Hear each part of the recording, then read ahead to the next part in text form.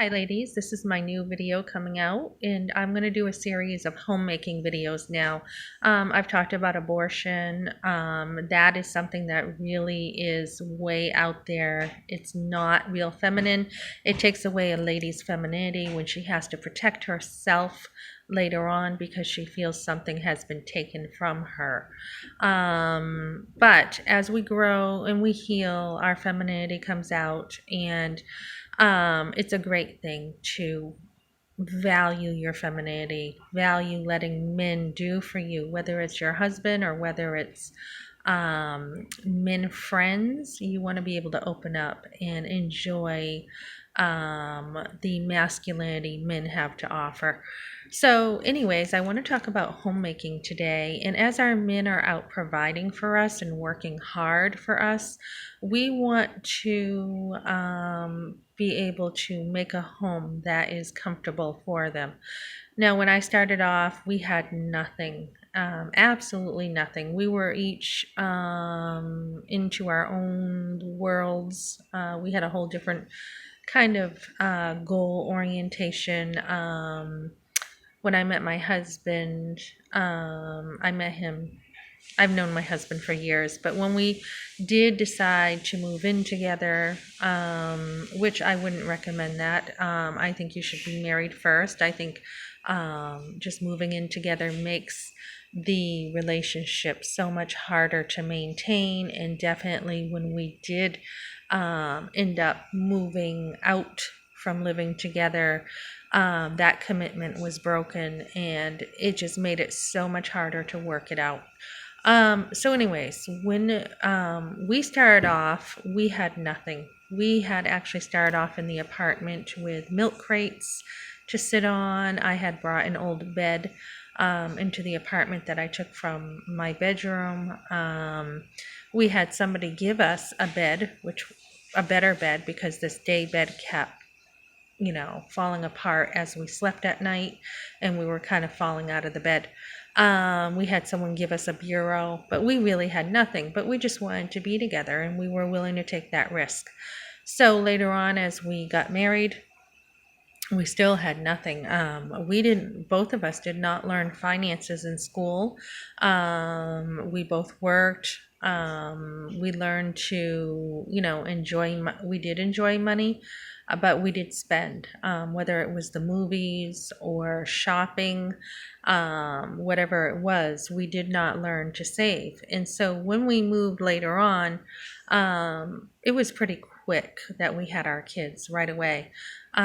So we had to really learn to kind of, because of the having kids when we could not afford kids, we had to learn how to buckle down pretty quick. So making a home. Okay, so you want to beautify your home, and the first step in that is taking care of yourself. And I know as a mother, I did not have time to really take care of myself. I had 3 little ones under my feet throughout the day, and most of the time I was in the kitchen if I wasn't taking care of them, cooking, cleaning, picking up after them, changing diapers, and watching over them carefully, very carefully. And we lived really frugally in a 12 by 65 home to start off with, and you can do it. You can live off of nothing. So I really like the minimal movement, the fire movement, because without even realizing it by default, that's what we were doing.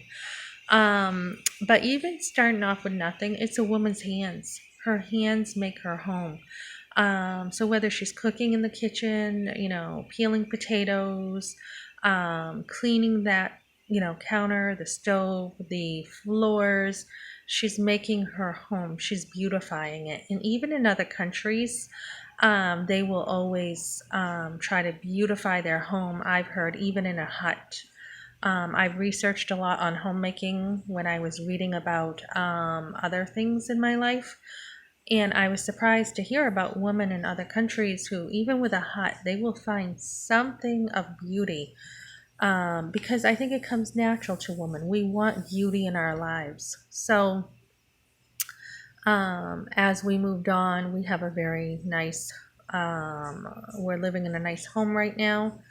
Um, and we're much more frugal than we ever used to be, which is amazing. And I think it's because we have so much here at this home that we're really not even having to, there's different expenses. We're not having to spend money on some things. So, one thing I love in my home is the windows. I love lots of windows and I love big windows. I love light. I do not like homes that don't have a lot of lighting. That's like my pet peeve. If I go into a home and it's dark, it's just really kind of depressing to me. I like a home that's lit up.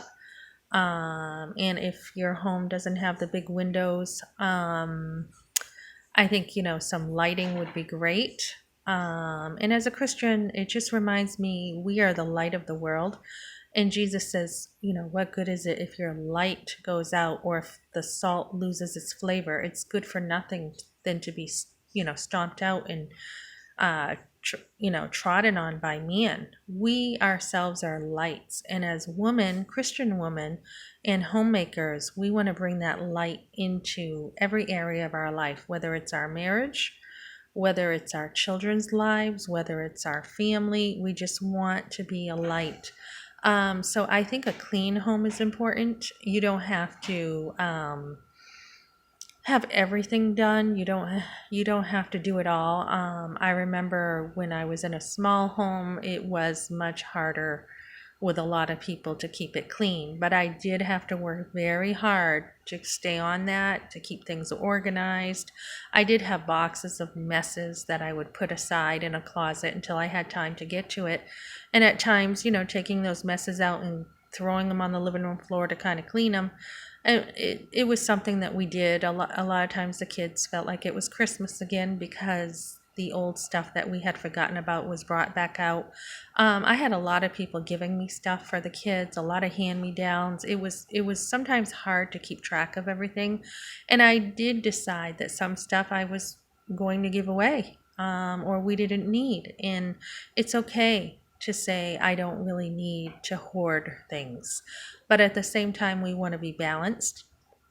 And we want to remember that, some of that stuff I do wish I kept. And I didn't have a lot of room though. So that was kind of difficult to keep some stuff. But we want to keep some stuff because it helps us save money instead of going to have to buy, clothes again. You have those hand-me-downs. And I kept a lot of hand-me-downs with the kids, and I kept them for years so that when we had more children, they still had clothes. One thing that I really didn't want to do, but I had to, is we had stored stuff in a barn. We knew someone who had a barn who was willing to store the crib that I had given to me at a baby shower. And most stuff, I didn't really spend much money on my kids. Most of it was given to me through baby showers. But I put away there, I had it covered in bags. I had the crib, I had the clothes of theirs, and I wanted to keep them. But the barn was a situation that we no longer had access to, and there was just no room to put this stuff. Looking back, I probably could have stored it under the trailer, but at that time, I just thought, we didn't have much room. The shed was full, and I wish that was something I was able to keep. They're little walkers and have all those memories now. But it's something that we just didn't have room for, and we did end up later on storing a lot under our trailer, and we probably would have had to let that go at some point. But we want to beautify our homes, and like I said, when you don't have much room, you got to do the best you can with the space that you have. Let's see what else. So I felt like I was going somewhere with this.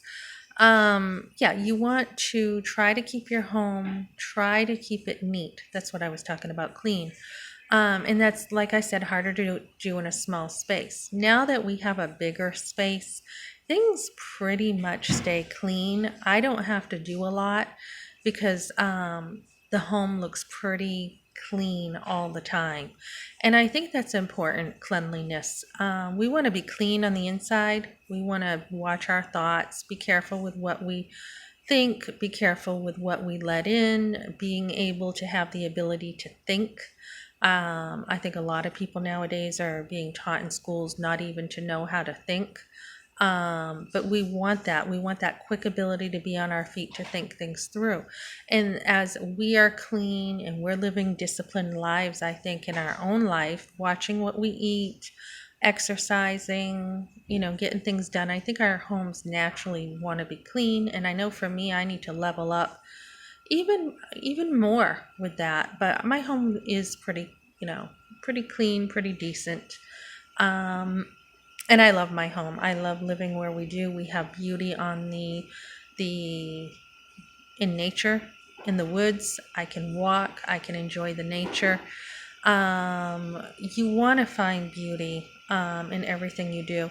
So I would recommend, if you're starting off, finding a place that you really like to live, that you really want to be in, because it's an investment. It's an intangible investment in your life. For us, we have everything here. I don't even really need to go out much. We have the lake behind our home, so I can exercise with kayaking. I can walk. I can run. I can bike ride. Everything is pretty much at the home, where before I was down in the city, in a trailer, and I didn't have a whole lot to work with raising a family, but I did get creative and we were in the yard a lot. The boys played outside, so we did not live in the home. Many times I would clean the home and say, everybody out. But we used the yard, we used parks, we used the churches for the youth groups and events, and I didn't have to carry motherhood all by myself. Although many times the woman is the one doing everything because her husband's working, you want a support system of some sort so that you're not doing everything on your own. And I cannot tell you how thankful I am that I did have my kids in activities, because where we also did a lot of homeschooling, that is a need that kids have to be, out and about and doing things. So I just am so thankful for everything I've had, and I'd like to teach now other women how to run a family, how to take care of your family, whether you have nothing or whether you have a lot. There is still a lot of the same principles no matter what your income level. But I do know now I do have the time I did not have when my kids were young, and the kids have left home pretty much. I have a couple left at home, but they are teenagers and they have a lot of freedom. So you invest in your kids and you invest in your family, and hopefully as you get older, you've made a good investment and you can now take it easy and enjoy the finer things in life and invest back in yourself, back in your own health, and back into your community that helped you. So I I just want to encourage women, just some basic principles there for today, and I'll do another video again.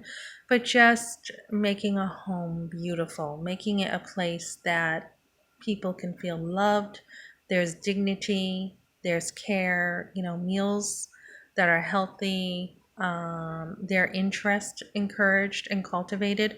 Back in the trailer, I used to do these little areas that would have the kids' crayons, or have like their books or their art stuff, or I would have the refrigerator covered with their artwork. So we can get creative in small areas and make certain areas that our kids enjoy and their hobbies are pursued. Many times my son loved to play the violin, and we would listen to his violin, and maybe some mothers would be like, oh, I just don't want to hear that all day or whatever, but I really did enjoy listening to the violin. Artwork was a place that, they didn't always have a lot of room, but on the kitchen table, the table was used a lot, and it was a table that wasn't a real nice table, but it was sturdy, and all the artwork, the paint could get on it, the artwork could get on it, and it wasn't a problem. And just throwing a tablecloth over it after trying to clean it the best you can, it was enough. So we don't even need really nice furniture.